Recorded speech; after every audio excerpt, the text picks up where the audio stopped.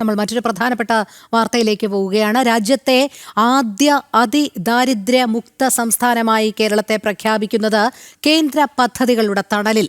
പ്രധാനമന്ത്രി ഗരീബ് കല്യാൺ അന്ന യോജന, PM ആവാസ് യോജന തുടങ്ങിയ പദ്ധതികളുടെ ഗുണഫലമായാണ് കേരളം ദാരിദ്ര്യത്തിൽ നിന്ന് കരകയറിയത്. അതിദരിദ്ര മുക്ത സംസ്ഥാനമെന്ന് പറയുമ്പോഴും ഇപ്പോഴും ദാരിദ്ര്യത്തിന്റെ ദുരിതം പേറുന്നവർ നിരവധിയാണ് സംസ്ഥാനത്ത്. 6 ലക്ഷം കോടിയുടെ കടക്കണിയിൽ സംസ്ഥാനം നിൽക്കുമ്പോഴാണ് തെരഞ്ഞെടുപ്പ് മുന്നിൽ കണ്ടുള്ള പ്രഖ്യാപനം എന്നാണ് വിമർശനം. അതിദരിദ്രമുക്ത പ്രഖ്യാപനത്തിനെതിരെ ഇടതുപക്ഷത്തെ പിന്തുണയ്ക്കുന്നവരടക്കം വിമർശനവുമായി രംഗത്തെത്തിയിട്ടുണ്ട്. പ്രജിത് മോഹനൻ ചേരുന്നു കൂടുതൽ വിവരങ്ങളുമായി. പ്രജിത്ത്, നാളെയാണ് സംസ്ഥാനത്തെ അതിദരിദ്ര മുക്ത സംസ്ഥാനമായി പ്രഖ്യാപിക്കുന്നത്. ഇതിനെതിരെ വലിയ രീതിയിലുള്ള വിമർശനങ്ങൾ മുന്നിലേക്ക് വരുന്നുണ്ട്. തെരഞ്ഞെടുപ്പ് മുന്നിൽ കണ്ടുള്ള ഒരു പ്രഖ്യാപനമാണ് സംസ്ഥാനം നടത്തുന്നത് എന്ന് പറയുന്നു. പക്ഷേ ഏതെങ്കിലും രീതിയിൽ നേട്ടങ്ങൾ കൊയ്തിട്ടുണ്ടെങ്കിൽ അത് കേന്ദ്ര പദ്ധതികളുടെ തണലിൽ മാത്രമാണ്. അതിനെ പൊക്കിപ്പിടിച്ചുകൊണ്ട് അല്ലെങ്കിൽ അതിനെ ഉയർത്തിക്കാട്ടിക്കൊണ്ടാണ് കേരളം ഇത്തരത്തിൽ അതിദരിദ്ര മുക്ത സംസ്ഥാനമായി പ്രഖ്യാപിക്കുന്ന കാര്യത്തിലേക്ക് സംസ്ഥാന സർക്കാർ കടന്നിരിക്കുന്നത് എന്ന് പറയുമ്പോൾ ഇതിനെതിരെ ഉയരുന്ന വിമർശനങ്ങൾ എന്തൊക്കെയാണ്?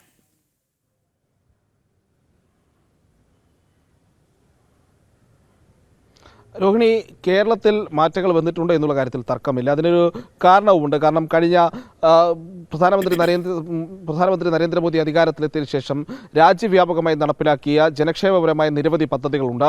ആ പദ്ധതികളുടെ ഗുണം കേരളത്തിലും ലഭിച്ചിട്ടുണ്ട്. അതിൻ്റെ അടിസ്ഥാനത്തിൽ ദാരിദ്ര്യത്തിൽ നിന്ന് മുക്തരായ ഒട്ടനവധി പേര് ഉണ്ട് എന്നുള്ളതൊരു യാഥാർത്ഥ്യം തന്നെയാണ്. പ്രത്യേകിച്ച് ഇപ്പോൾ പറയുകയാണെങ്കിൽ പ്രധാനമന്ത്രി ഗരീബ് കല്യാൺ അന്ന യോജന, പ്രധാനമന്ത്രി ആവാസ് യോജന, അതോടൊപ്പം തന്നെ മറ്റ് നിരവധി പദ്ധതികളുണ്ട്. ഈ പദ്ധതികളുടെ എല്ലാം അടിസ്ഥാനത്തിൽ ഇതുവരെ അടിസ്ഥാന സൗകര്യങ്ങൾ പോലും ലഭ്യമാകാതിരുന്ന ജനങ്ങളുടെ വീടുകളിലേക്ക് കുടിവെള്ളവും ഭക്ഷണവും അടക്കമുള്ള എല്ലാ സംവിധാനങ്ങളും എത്തുന്ന, നല്ല വിദ്യാഭ്യാസം ലഭിക്കുന്നതിനുള്ള നിരവധി പദ്ധതികൾ വരുന്നത്, അങ്ങനെ നിരവധി കാര്യങ്ങൾ നടപ്പിലാക്കിയതിൻ്റെ അടിസ്ഥാനത്തിൽ കൂടിയാണ് കേരളത്തിലെ ഈ അതിദരിദ്രരുടെ പട്ടികയിൽ ഒരു കുറവ് വന്നിരിക്കുന്നത്. പക്ഷേ അപ്പോഴും ഒരു സംശയം സംസ്ഥാന സർക്കാരിൻ്റെ ഈ ഒരു കണക്കിലാണ്. പ്രത്യേകിച്ച് കേരളത്തിൽ ഈ അന്ത്യോദയ അന്നയോജന പദ്ധതി പ്രകാരമൊക്കെ അരി വാങ്ങുന്ന അതിസാധാരണക്കാരായ അതിദരിദ്രരുടെ പട്ടികയിൽ വരുന്ന 5.95 ലക്ഷത്തിലധികം വരുന്ന മനുഷ്യർ നമ്മുടെ നാട്ടിലുണ്ട് എന്നുള്ളതാണ്. അപ്പോൾ ഇവർ ഈ പദ്ധതികളുടെ ഗുണഭോക്താക്കളൊക്കെ ആയിരിക്കുന്ന ആളുകളൊക്കെ ഉണ്ട്. അപ്പോൾ സാഹചര്യം ഇങ്ങനെയായിരിക്കട്ടെ, എങ്ങനെയാണ് അത് പിണറായി വിജയൻ സർക്കാരിൻ്റെ കണക്കിൽ മാത്രം 2021 കണക്കിൽ മാത്രം ഈ സംഖ്യ 64,000 ചുരുങ്ങുന്നതും പിന്നീട് ഇപ്പോൾ അതിദാരിദ്ര്യ മുക്തമായ സംസ്ഥാനമായി കേരളത്തെ പ്രഖ്യാപിക്കാനും കഴിയുന്നെന്നുള്ളൊരു ചോദ്യമാണ് ഇടത് പാനൽ സൈദ്ധാന്തികർ പോലും ഉയർത്തുന്നത്. പ്രത്യേകിച്ച് ഇടത് ബുദ്ധിജീവികളും ഇടതുപക്ഷ ചിന്തകരും അതോടൊപ്പം തന്നെയുള്ള മറ്റ് മനുഷ്യാവകാശ പ്രവർത്തകരുമൊക്കെ ഈ ചോദ്യം ചോദിച്ച് രംഗത്ത് വരുന്നുണ്ട്. അവർ പ്രധാനമായും മുന്നോട്ട് വെക്കുന്ന ഒരു കാര്യം, ഏത് പഠനത്തിൻ്റെ അടിസ്ഥാനത്തിലാണ് കേരളത്തിൽ ഇനി ആരും അതിദരിദ്രരില്ല എന്ന് പറയുന്നത്, അല്ലെങ്കിൽ ഒരു നേരത്തെ ഭക്ഷണത്തിന് പോലും കഷ്ടപ്പെടുന്ന മനുഷ്യരില്ല എന്നുള്ളൊരു സാഹചര്യം എങ്ങനെയുണ്ടായി, അത് ഏത് പഠനത്തിൻ്റെ അടിസ്ഥാനത്തിലാണ്? കേരളത്തിലെ എല്ലാ ഗ്രാമാന്തരങ്ങളിലും ഈ രീതിയിലുള്ള പഠനങ്ങൾ നടന്നിട്ടുണ്ടോ? ഉണ്ടെങ്കിൽ അതിൻ്റെ റിപ്പോർട്ടുകൾ എവിടെ? അതിൻ്റെ മാനദണ്ഡങ്ങൾ എന്തായിരുന്നു? ഈ പരിശോധനകൾ നടന്നിട്ടുണ്ടെങ്കിൽ അതിൻ്റെ മാനദണ്ഡങ്ങൾ എന്തായിരുന്നു? ഏതൊക്കെ തരത്തിൽ എവിടെയൊക്കെ പരിശോധനകൾ നടത്തി? ആര് ഈ പരിശോധന നടത്തി? അങ്ങനെ ഒരുപാട് ചോദ്യങ്ങളാണ് ഇപ്പോൾ പല ഇടങ്ങളിൽ നിന്നും ഉയരുന്നത്. അതിൻ്റെ ഭാഗമായി ഏതാണ്ട് പല വിഭാഗത്തിൽപ്പെട്ട 23ഓളം പേർ ഉൾപ്പെട്ടിരിക്കുന്ന സാമ്പത്തിക വിദഗ്ധ Mary George, RVG Menon, doctor KA Oommen, KP Kannan, സാമൂഹ്യ പ്രവർത്തകൻ ജോസഫ് C മാത്യു തുടങ്ങി 23 പേര് ഉൾപ്പെട്ടിരിക്കുന്ന ഒരു കത്തും ഇപ്പോൾ പിണറായി സർക്കാരിന് നൽകിയിട്ടുണ്ട്. അവർ വളരെ ആധികാരികമായിട്ടുള്ള രേഖകളുണ്ടോ എന്നുള്ള ചോദ്യങ്ങളടക്കമാണ് ഇതിൽ ഉയർത്തുന്നത് എന്നുള്ളതാണ്. എന്തായാലും ഇത്രയധികം അന്ത്യോദയ അന്നയോജന പോലുള്ള പട്ടികയിൽ നിന്ന് അരി വാങ്ങുന്ന മനുഷ്യരുള്ള നാട്ടിൽ എങ്ങനെയാണ് ഈ അതിദരിദ്രരെ ഇല്ല എന്ന രീതിയിലേക്ക് ഒരു കാര്യങ്ങൾ കൊണ്ടുപോകുന്നത് എന്നുള്ളതാണ് അവർ ചോദിക്കുന്നത്. അതിൽ ഏറ്റവും ആശങ്കാജനകമായ കാര്യം എന്ന് പറയുന്നത്, സംസ്ഥാനം ഇങ്ങനെയൊരു പ്രഖ്യാപനം നടത്തുമ്പോൾ നേരത്തെ നമ്മൾ ചൂണ്ടിക്കാട്ടിയ 5.92 ലക്ഷം വരുന്ന ആ പട്ടികയിൽ ഉൾപ്പെടുന്ന ആളുകൾക്ക് ഈ പദ്ധതിയുടെ ഗുണം ലഭിക്കാതെ പോകുന്ന സാഹചര്യം സൃഷ്ടിക്കപ്പെടുന്ന കാര്യം പോലും ഒരു പ്രാഥമികമായിട്ടുള്ള ഒരു അറിവാണത്. അതുപോലും ചിന്തിക്കാതെയാണോ സംസ്ഥാന സർക്കാർ ഇത്തരമൊരു പ്രചാരണത്തിന് ഇറങ്ങി തിരിച്ചത് എന്നുള്ളതാണ് ഏറ്റവും പ്രധാനപ്പെട്ട ചോദ്യം. ഇവിടെ പല മാറ്റങ്ങളും വന്നിട്ടുമുണ്ട്. ആ മാറ്റങ്ങൾക്ക് കാരണമായ നിരവധി കേന്ദ്ര പദ്ധതികൾ നിലനിൽക്കുന്നുമുണ്ട്. വിശക്കുന്ന മനുഷ്യർക്ക് ഭക്ഷണം നൽകുന്ന പദ്ധതികളടക്കം, പ്രധാനമന്ത്രി ഗരീബ് കല്യാൺ അന്ന യോജന പോലെയുള്ള പദ്ധതികളടക്കം, ഈ വീടില്ലാത്തവർക്ക് വീട് നൽകുന്ന പ്രധാനമന്ത്രി ആവാസ് യോജന പോലെയുള്ള പദ്ധതികളടക്കം, കുടിവെള്ളമില്ലാത്തവരുടെ വീടുകളിൽ കുടിവെള്ളം എത്തിക്കുന്ന ജൽശക്തി അഭിയാൻ പോലെയുള്ള നിരവധി പദ്ധതികളുണ്ട്. ഈ പദ്ധതികളുടെ എല്ലാം ഗുണം കേരളത്തിൽ മാറ്റങ്ങൾ വരുത്തിയിട്ടുണ്ട്. ഇപ്പോൾ ഒരു 10 കൊല്ലം കൊണ്ട് വേണമെങ്കിൽ നമുക്ക് ആ രീതിയിലേക്കുള്ള മാറ്റങ്ങൾ വന്നിട്ടുണ്ട് എന്നുള്ളത് അംഗീകരിക്കാൻ കഴിയും. പക്ഷേ അപ്പോഴും കേരളം അതിദരിദ്രരില്ലാത്ത ഒരു സംസ്ഥാനമായി മാറിയെന്നതിനുള്ള എന്ത് തെളിവെന്നുള്ള ചോദ്യം പ്രസക്തമാണ്. നമ്മൾ കഴിഞ്ഞ ദിവസങ്ങളിലും നിരവധി വാർത്തകളിൽ കണ്ടിട്ടുള്ളതാണ്. ഇപ്പോൾ ഈ മഴക്കെടുതിയിലൊക്കെ ചിലരുടെ വീടുകളൊക്കെ തകർന്നപ്പോൾ അവരുടെയൊക്കെ അവസ്ഥ നമ്മൾ കണ്ടതാണ്. വളരെ കഷ്ടപ്പെടുന്ന പരിമിതമായ സാഹചര്യങ്ങളിൽ ജീവിക്കുന്ന മനുഷ്യർ ഒരുപാട് പേരുണ്ട്. പ്രത്യേകിച്ച് നമ്മൾ കൂടുതൽ വിശദാംശങ്ങളിലേക്ക് പോവുകയാണെങ്കിൽ വനവാസി മേഖലകളിലേക്ക് എടുക്കുകയാണെങ്കിൽ അവിടങ്ങളിലൊക്കെ ഇപ്പോഴും ഭക്ഷണം കൃത്യമായി ഒരു ദിവസത്തെ ഭക്ഷണം കണ്ടെത്താൻ കഴിയാത്ത മനുഷ്യർ നിരവധിയുണ്ട്. അവർ കാട്ടുകിഴങ്ങുകളും മറ്റുമൊക്കെ കഴിച്ച് ജീവിതം തള്ളി നീക്കുന്ന മനുഷ്യരുണ്ട്. ഈ ദിവസക്കൂലിക്ക് ജോലിക്ക് പോയാൽ തന്നെ അത് ദിവസക്കൂലി പോലും കൃത്യമായി കിട്ടാത്ത ഒട്ടനവധി ആളുകളുണ്ട്. ടാർപോളിൻ കൊണ്ട് മറച്ച 4 തൂണും ഒരു ടാർപോളിനും മാത്രം വീടുകളായ മനുഷ്യർ നിരവധിയുണ്ട്. അങ്ങനെ അവരൊക്കെ നിലനിൽക്കുമ്പോൾ അവരുടെയൊക്കെ കണക്കുകൾ ഈ സർക്കാരിന് മുന്നിൽ തന്നെയുള്ളപ്പോൾ എങ്ങനെയാണ് കേരളത്തെ അതിദരിദ്ര സംസ്ഥാനമായി പ്രഖ്യാപിക്കാൻ കഴിയുന്നത് എന്നുള്ളൊരു പ്രധാനപ്പെട്ട ചോദ്യം ഇപ്പോഴും എല്ലാവരും ഉയർത്തിക്കൊണ്ടിരിക്കുകയാണ് എന്നുള്ളതാണ്.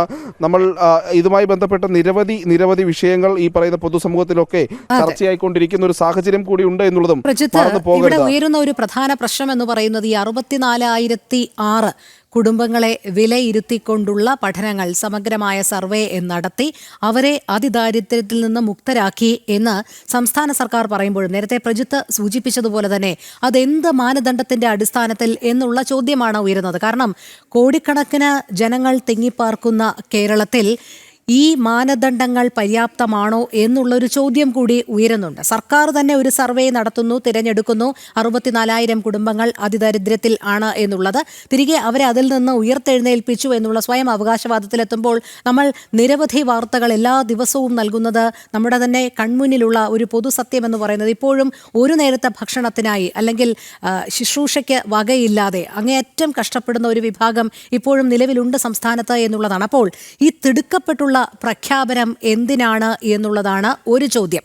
രണ്ടാമത്, ഇത്തരത്തിൽ ഈ അതിദരിദ്രർ ഇല്ല എന്നുള്ള ഒരു കണ്ടെത്തലിലേക്കോ അല്ലെങ്കിൽ അതിദരിദ്രമുക്ത സംസ്ഥാനം എന്നുള്ള ഒരു വിലയിരുത്തലിലേക്ക് എത്തുമ്പോൾ പലർക്കും നിലവിലുള്ള പല ആനുകൂല്യങ്ങളും നഷ്ടപ്പെടുന്നു എന്നുള്ള ചില വസ്തുതകൾ കൂടി പലരും ചൂണ്ടിക്കാട്ടുന്നുണ്ട്. അങ്ങനെയാണെങ്കിൽ അത് ഏതൊക്കെയാണ് പ്രജിത്ത്?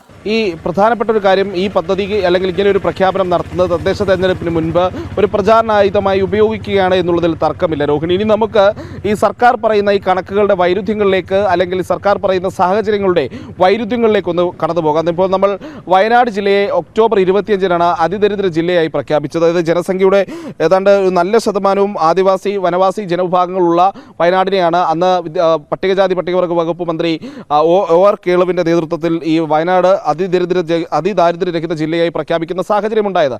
പക്ഷേ ഈ ആദിവാസി മേഖലയിലൊക്കെ വനവാസി മേഖലയിലൊക്കെ പ്രവർത്തിക്കുന്ന പലരും ചോദിക്കുന്ന ഒരു ചോദ്യം, ഇത് എന്ത് അടിസ്ഥാനത്തിലാണ് മന്ത്രി ഇങ്ങനെ ഒരു പ്രഖ്യാപനം നടത്തിയെന്നുള്ളതാണ്. സ്വന്തം ജില്ലയിലെ അവസ്ഥ പോലും മനസ്സിലാക്കാതെയാണോ മന്ത്രി ഇത്തരത്തിലുള്ള ഒരു പ്രഖ്യാപനം നടത്തിയെന്നുള്ള ചോദ്യം വരുന്നു. അവർ പലവിധ ഉദാഹരണങ്ങളും ചൂണ്ടിക്കാട്ടുന്നുണ്ട്. പ്രത്യേകിച്ച് വനവാസി വിഭാഗങ്ങളിലെ 90% ഇപ്പോഴും അടിസ്ഥാന സൗകര്യങ്ങളില്ലാതെയാണ് കേരളത്തിൽ തുടരുന്നത് എന്നൊരു കാര്യം അവർ ചൂണ്ടിക്കാട്ടുന്നുണ്ട്. അതുപോലെ തന്നെ സുൽത്താൻ ബത്തേരിക്ക് ഈ 90% എന്ന് പറയുമ്പോൾ അവിടെ ടോയ്ലറ്റോ കുടിവെള്ളവും ഇല്ലാതെ പ്ലാസ്റ്റിക് കൊണ്ട് ഈ നേരത്തെ ഞാൻ സൂചിപ്പിച്ചതുപോലെ 4 തൂണും ഒരു പ്ലാസ്റ്റിക് ഷീറ്റും കൊണ്ട് വീടുകളാക്കി കഴിയുന്ന ഒട്ടനവധി മനുഷ്യർ വനവാസി സമൂഹത്തിനകത്തുണ്ട് എന്നുള്ളൊരു യാഥാർത്ഥ്യം അവർ ചൂണ്ടിക്കാട്ടുന്നുണ്ട്. അതോടൊപ്പം തന്നെ സുൽത്താൻ ബത്തേരിക്ക് സമീപമുള്ള മണിക്കുനി എന്ന് പറയുന്ന സ്ഥലം, അവിടെ ഏകദേശം 60 വനവാസി കുടുംബങ്ങൾ ജീവിക്കുന്നുണ്ട്. അവരുടെ അവസ്ഥ മന്ത്രി നേരിട്ട് പോയി കാണണമെന്ന് പല നവമാധ്യമങ്ങളിലും ഒക്കെയുള്ള കമൻറ്റുകളിലും പോസ്റ്റുകളിലും ഒക്കെ നമുക്ക് കാണാൻ കഴിയും. അങ്ങനെ നിരവധി ഉദാഹരണങ്ങൾ കേരളത്തിൻ്റെ വിവിധ ഭാഗങ്ങളിലുണ്ട്. ഇനി മന്ത്രിയുടെ കണക്ക് 2021-ലാണ് സർക്കാരിൻ്റെ അതിദാരിദ്ര്യ നിർമ്മാർജ്ജന പദ്ധതി ആരംഭിച്ചത്. അതിൽ 64,000 കുടുംബങ്ങളെ 64,006 കുടുംബങ്ങളെ ആ ലിസ്റ്റിൽ ഉൾപ്പെടുത്താൻ കഴിഞ്ഞു അല്ലെങ്കിൽ അങ്ങനെ കണ്ടെത്താൻ കഴിഞ്ഞു എന്നുള്ളതായിരുന്നു മന്ത്രി MP രാജേഷ് അറിയിച്ചത്. അതിൽ 59,277 കുടുംബങ്ങളെ അതിദാരിദ്ര്യ പട്ടികയിൽ നിന്ന് അടുത്തിടെ ഉയർത്തിയതായിട്ടായിരുന്നു അന്ന് മന്ത്രി പറഞ്ഞത്. എന്നാൽ പക്ഷേ ഇതിൽ 261 നാടോടി കുടുംബങ്ങളെ കണ്ടെത്താനായില്ല. 4,729 കുടുംബങ്ങൾ ഒഴികെ ബാക്കിയുള്ളവരെ മൈക്രോ പ്ലാനുകൾ വഴി പുനരധിവസിച്ചു തുടങ്ങിയിട്ടുള്ള കണക്കുകൾ പറയുന്നുണ്ട്. പക്ഷേ ഇതിൽ ഏറ്റവും പ്രധാനപ്പെട്ട കാര്യം എന്ന് പറയുന്നത് നമ്മുടെ വയനാട് പോലെയുള്ള മേഖലകളിൽ ടാർപോളിൻ ഷീറ്റുകളിലും പ്ലാസ്റ്റിക് കൂരകളിലും ഒക്കെ കഴിയുന്ന ആളുകളൊക്കെ ഈ സ്ഥിതിവിവര കണക്ക് പട്ടികയ്ക്ക് പുറത്താണ് എന്നുള്ളതാണ് ഒരു യാഥാർത്ഥ്യം. അവരെ കണ്ടെത്താനോ അവരുടെ അവസ്ഥ എന്താണെന്ന് നോക്കാനോ പോലും കൃത്യമായ പരിശോധനകൾ നടത്താതെയാണ് സർക്കാർ ഇത്തരം കണക്കുകൾ പുറത്തുവിടുന്നത് എന്നുള്ളതാണ്. വനവാസി വിഭാഗങ്ങളുടെ പോയിന്റ് പ്രജിത്ത് പറഞ്ഞതുപോലെ ഈ അതിദരിദ്രർ എന്നുള്ളവർ ഇവർ എടുക്കുന്ന ഈ കണക്കിന് പുറത്താണ് എന്നുള്ളതാണ്. അതായത് നമുക്കറിയാം, വോട്ടർ പട്ടികയിലില്ലാത്തവർ, റേഷൻ കാർഡോ ആധാർ കാർഡോ ഇല്ലാത്തവർ, ഏറ്റവും പിന്നാക്കം നിൽക്കുന്ന നിരവധി പേരൊക്കെ ഈ പട്ടികയിലേക്ക് വരേണ്ടതാണ്. പക്ഷേ അവരെല്ലാം ബോധപൂർവം ഒഴിവാക്കപ്പെടുകയാണോ അതോ ഇത്തരത്തിൽ ഒഴിവാക്കപ്പെട്ടതിൻ്റെ മാത്രം മറ്റ് കണക്കുകൾ കൊണ്ട് ഇവരിങ്ങനെ സംസ്ഥാന സർക്കാർ തൃപ്തിപ്പെടുത്തുകയാണോ എന്നുള്ളതാണ്. അഭിമാന വരുമാനത്തോടെ ജീവിക്കാൻ പ്രാപ്തരല്ലാത്ത ഒരു വിഭാഗം ഇപ്പോഴും നമ്മുടെ സംസ്ഥാനത്തുണ്ട് എന്നുള്ള വസ്തുത നിലനിൽക്കെ ഇത്തരത്തിൽ ദരിദ്രമുക്ത കേരളം എന്ന് പറയുന്നതോടൊപ്പം അതിദരിദ്രർ ഇല്ലാത്ത കേരളം എന്ന് പറയുന്നതിലൂടെ ഇവർ എന്താണ് ലക്ഷ്യം വെക്കുന്നത്?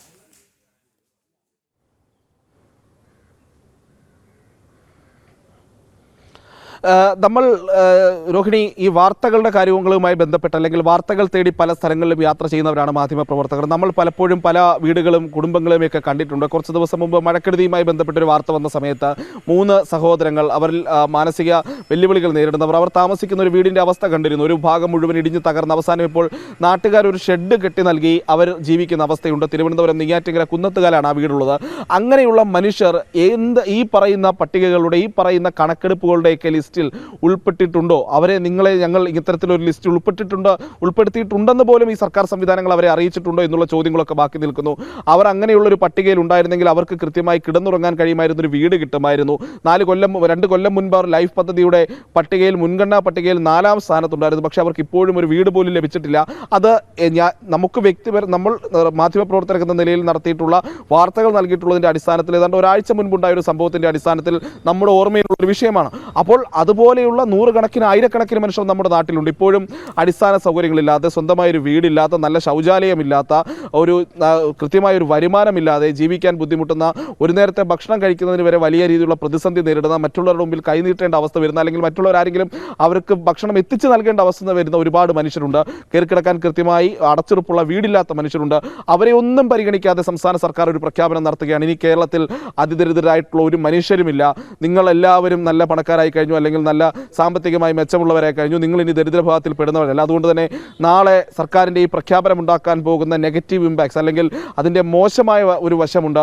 ആ വശത്തിലേക്ക് ഈ മനുഷ്യരെ സർക്കാർ തള്ളിവിടുകയാണ്. പ്രത്യേകിച്ച് അടിസ്ഥാനപരമായി അവരെ ഈ പറയുന്ന പ്രശ്നങ്ങളിൽ നിന്നൊക്കെ കരകയറ്റാൻ സഹായിക്കുന്ന, അവരുടെ ഭക്ഷണത്തിനുള്ള കുറവ് പരിഹരിക്കാൻ കഴിയുന്ന പദ്ധതികളിൽ നിന്നടക്കം ഇവർ പുറത്തു പോകുന്ന ഒരു സാഹചര്യം സംസ്ഥാന സർക്കാരിൻ്റെ ഈ അവധാനതയില്ലാത്ത ഈ പ്രഖ്യാപനം തെരഞ്ഞെടുപ്പ് അടുത്ത് നിൽക്കുന്ന സമയത്ത് അത്തരമൊരു സ്റ്റണ്ടായി മാത്രം മാറുന്ന ഈ പ്രഖ്യാപനം മൂലം ഉണ്ടാകുമെന്നുള്ളതാണ് പ്രധാന പ്രശ്നം. അതുതന്നെയാണ് പലരും ചൂണ്ടിക്കാട്ടുന്നതിൽ, ഇടത് ബുദ്ധിജീവികൾ അടക്കമുള്ളവർ ചൂണ്ടിക്കാട്ടുന്നത്.